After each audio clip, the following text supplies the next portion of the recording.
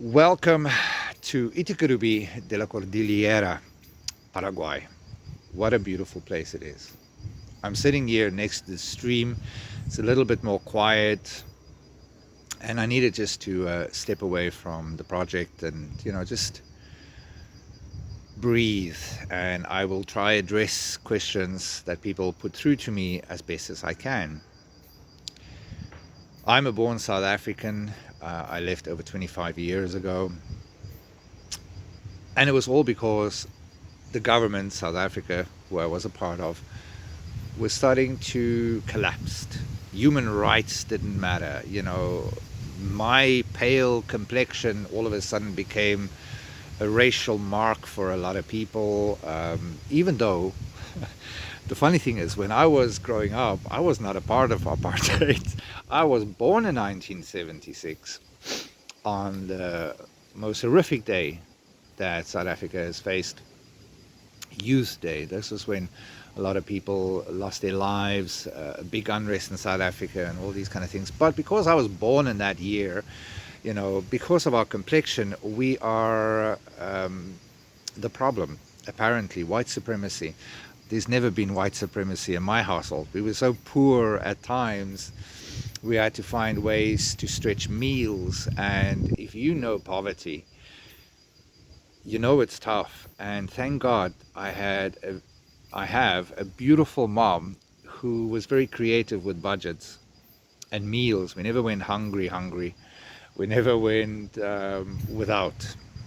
Yeah, we had to give up luxuries and these kind of things, which is normal. You're a normal family growing up.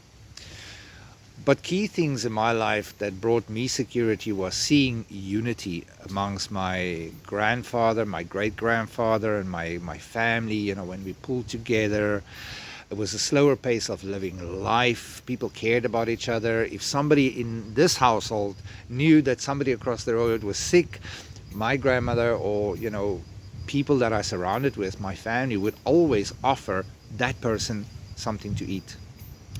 When they knew somebody was going through a tough time, they were there with food in hand.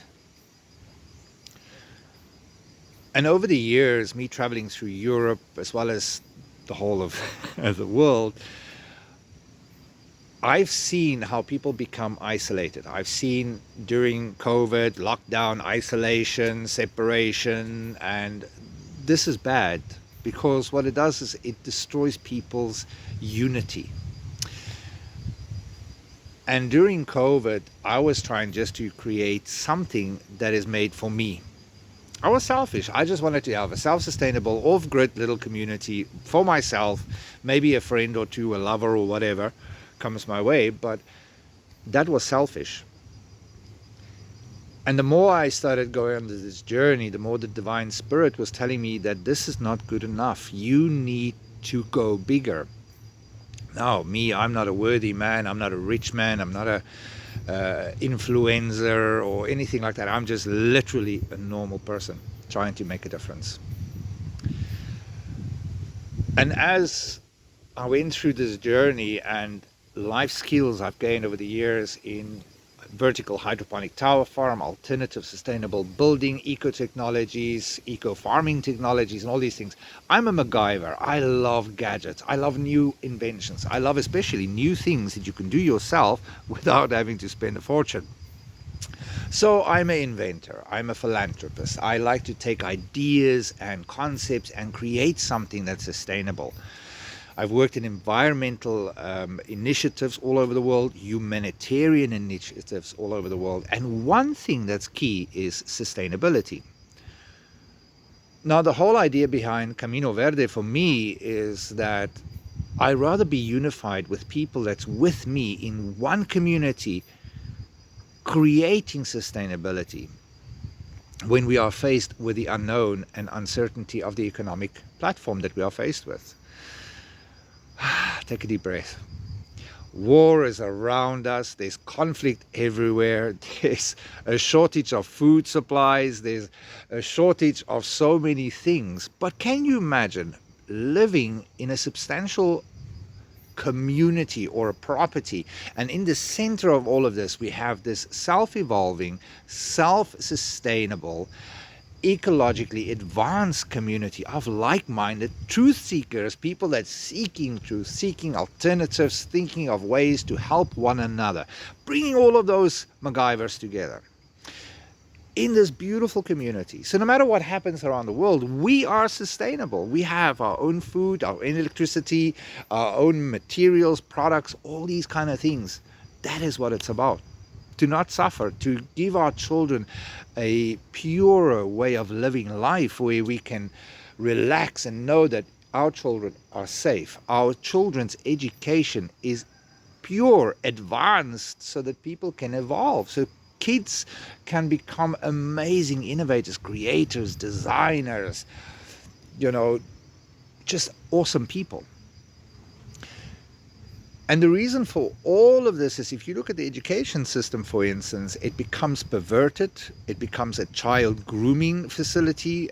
Education is not that great, because I have a godson that's American that is not the cleverest person around. I still love him though. I don't like him at most of the time, but I still love him.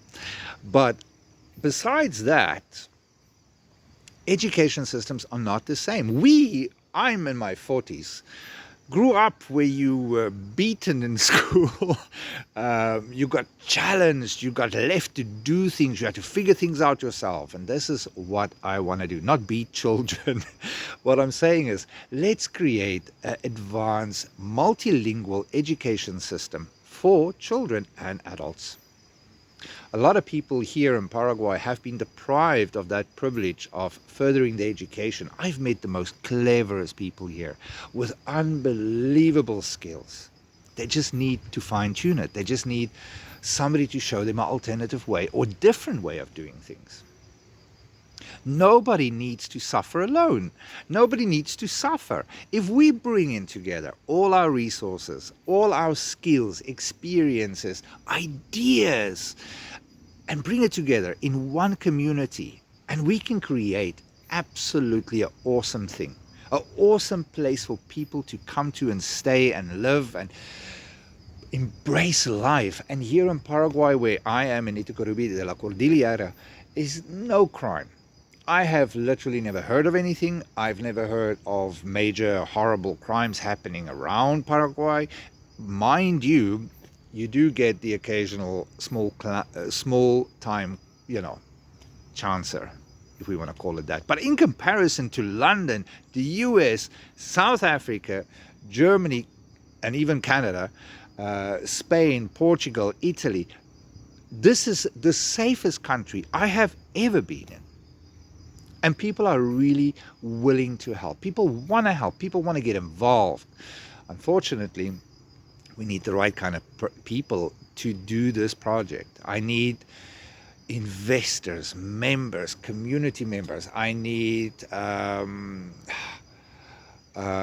sponsors, because this project is not just for Paraguayans living in severe poverty or homeless. This is also for international community members. If you live in Germany or in the UK or Ireland or France, America, wherever you are, if you feel you need to escape, if you feel trapped and you feel filled with fear and you lose hope for the future, come join us.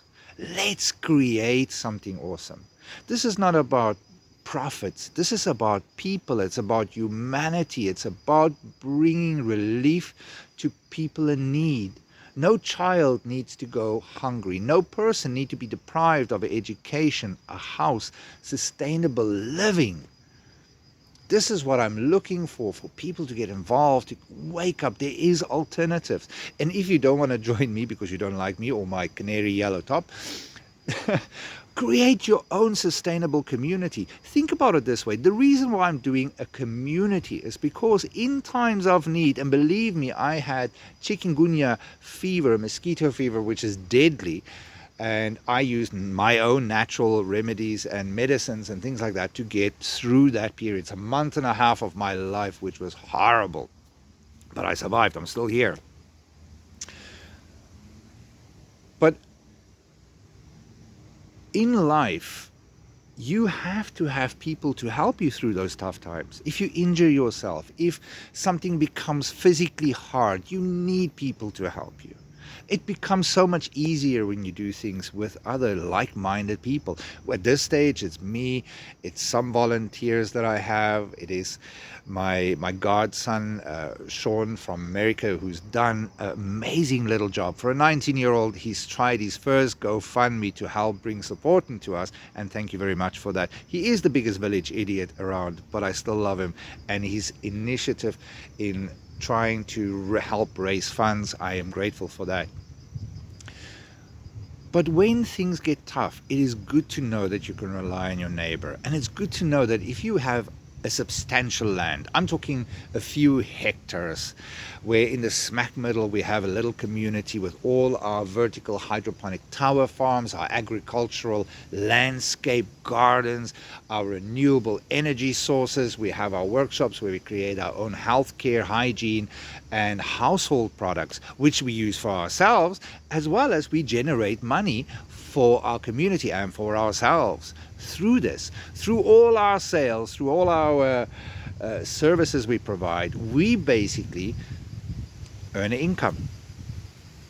All the profits that we make gets equally divided amongst all members, international as well as Paraguayan, because we want to uplift people's lives and we want to change, transform a poverty-stricken, undeveloped country into a most technologically advanced community or country where things get done differently. We create new industries, new products, and we help ourselves, we help people in need, as well as provide for the marketplace. Because let's face it, the marketplace is becoming limited with where you can buy, how you can do things. So let us here in Paraguay at Camino Verde create organic healthcare, hygiene, and household products.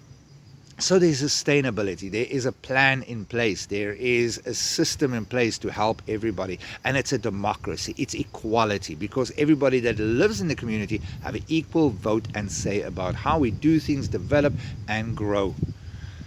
That gives me hope being here, but it should give you hope because you're there where you are faced with a lot of uncertainty. I've struggled a lot of times by myself, but I've always found when I was struggling in life and I had somebody by my side, things become easier, because when you're down, somebody is up. When they are down, you are up, and you motivate each other. You find new ways. You have debates where you can talk about things, throw ideas around, bring different technologies around, see what we can do. This is what it's all about for me. And to provide people with a safe place where your children can enjoy life and the innocence of life, the purity of life. This is what we are doing. This is what we're trying to achieve. So that is why I'm doing it. Because first of all, nobody needs to suffer alone. Nobody needs to be isolated. We are all connected. We are all human. I don't care about racism. Racism will stop when we stop talking about it. I don't see people of different culture. I see humans. I see people. I don't have friends of different color. I have friends. Irrelevant if some of us are a little bit lighter than others and some is darker than others. Who cares? We are all human. Let go of this madness of racism. Let go of this idiotic ideology of identification. Gender identification, and that's just madness. You're a man or a woman, that's it. I respect people for who they are, and what they do in the privacy of their lives is theirs. Don't put it in people's faces. Don't try to force something upon our children. Don't force something upon us. If it doesn't agree with us, it doesn't agree with us. Move on. It doesn't make us elitist or aggressive. And if you think I am masculine aggressive, I'm sorry. Clearly you've never been in Johannesburg. That is aggression there. There's no aggression in my masculinity. I can fix, I can cook, I can bake, I can do anything. So being a man is important. Being a woman is important. Being you, being free and having a sustainable future is the only things that matter in life. So if you want to get involved, if you want to reach out, and I do apologize, this video is extremely long, but that is just who I am. Too much information, too little time, because for some reason, people think this is too good to be true. Maybe it is, but it is supposed to be this way. Humanity demands change. Our environment demands change. Everything in life is out of balance. And irrelevant of me being a minister, it doesn't make a difference that I don't follow, or I don't teach, fanatical belief systems.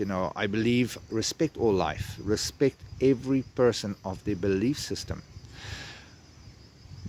I follow a path of spirituality, mindfulness, about peace, tranquility, and trying to help others along the way. That's what I'm about.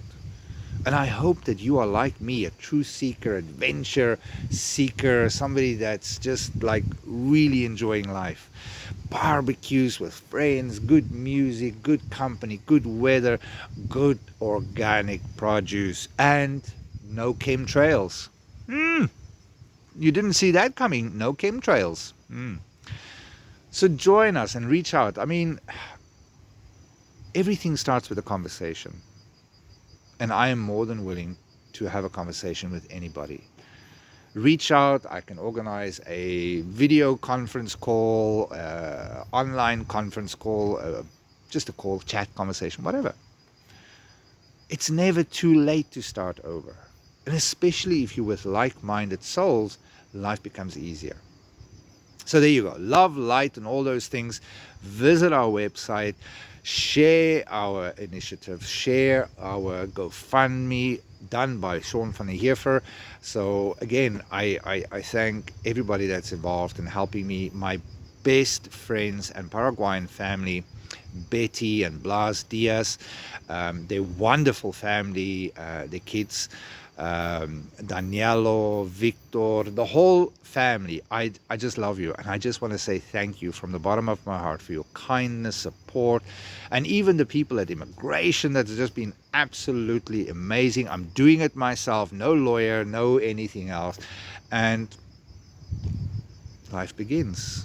Love you. And I know it sounds weird that somebody says I love you, but I actually do. I love all humanity.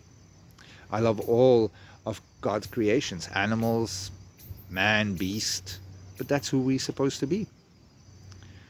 Don't lose hope, keep going, fight a good fight, and I hope to speak to some of you at some stage or another.